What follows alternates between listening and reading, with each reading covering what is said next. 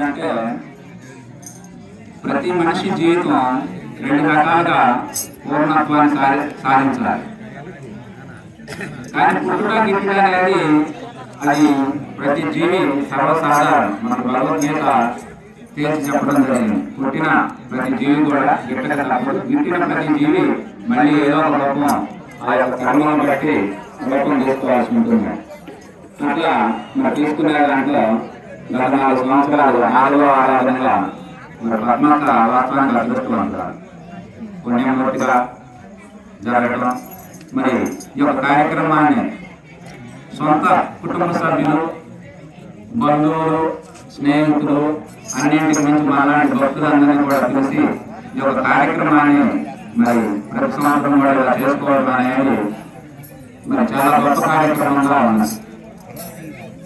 కాబట్టి ఈ కార్యక్రమం మరి బ్రహ్మాండంగా చేసుకోవడం అనేది మంచిది.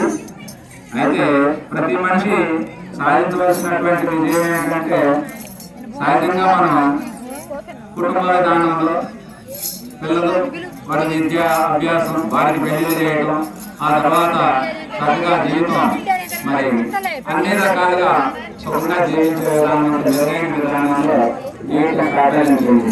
ఆ తర్వాత జనన మరణాలు అనేది చాలా సాధారణం. కాబట్టి ముఖ్యంగా మనం చెప్పే మన గ్రంథాలు, మన కథలు, మన భగవద్గీత ఆధారంగా మానవ జన్మ అనేది పరిపూర్ణం కావాలంటే ఆత్మజ్ఞానం పొందాలయా. ఆత్మజ్ఞానం వల్లే మానవ జన్మ సార్థకమవుతుందని మహాత్ములు మనకు తెలియజేస్తారు. కానీ సార్థకం కాకపోయినా సాఫల్యం అయితే అయింది పద్మక జీవితం అని మనం ఖచ్చితంగా చెప్పుకోవచ్చు.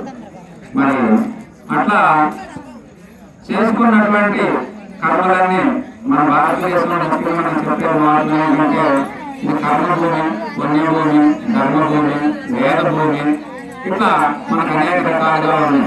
అంటే ఏమి చేస్తే ఆ ఫలాలు మనం పొందుతాం అని చెప్పి మన కంఠాపాదంగా కర్మ సిద్ధాంతాన్ని మనకు చక్కగా బోధించడం జరిగింది.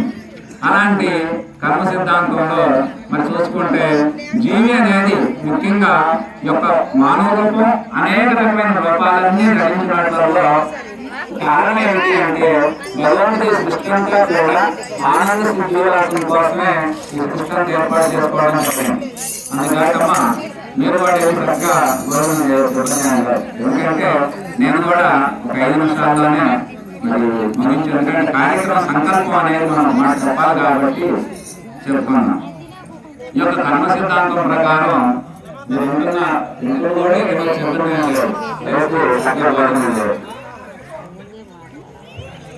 కాబట్టి మానవుడు ఆనందంగా జీవించాలి. జీవించడం కోసమే జీవి వచ్చింది. మరి ఇక్కడ కానీ ఇందులో ఎట్టి సుఖము, దుఃఖము, బాధ, సంతోషం కాకుండా జీవించిన వాళ్ళు ఎవరంటే మన కర్ణాటకలో మనం ఎవరు చెప్పలేము. ఎందుకంటే అన్నీ ఉంటాయి కదా మనిషికి అని. కానీ ఇక్కడ ఉన్న ఏమీ అంటకుండా సుఖ దుఃఖాలకు అతీతంగా జీవించేవాడు రంగమ్మ. అదేందయ్యా రంగా తిక్కలాయన కదా మన గ్రామంలో, మరి ఆయన్ని చెప్పడం ఏంటి అనేది అంటే ఆయన ఎట్టి దుఃఖం ఆయన మనసుకు అనుకోకుండా ఆయన ఏదైనా చేసి ఉంటే మనకు చెప్పే గ్రంథాల ప్రకారం గత జన్మలో మీరు చేసిన పాపాల వల్ల మీకు వస్తుంది అంటే వచ్చిన పాపాలు అన్నింటినీ అర్థం చేసుకుంటా ఉన్నాడు. ఉదయాన్నే ఎవరో ఒకరికి ఆయన ఏదో కవర్లు ఇస్తారు, లేకపోతే ఏదో పెద్ద పెద్ద గోతాలు ఎత్తున పెడతా ఉంటారు. ఎందుకో తెలియకుండా ఆయన సబ్జెక్టు మరుగుతా ఉంది. ఆ ఇస్తే ఆయన చక్కగా చేసుకుని ఊరు బయటికి వస్తే ఎత్తునంత కారుతా ఉంటుంది. అయినా పాపం ఆయన చేసేదని లేదు.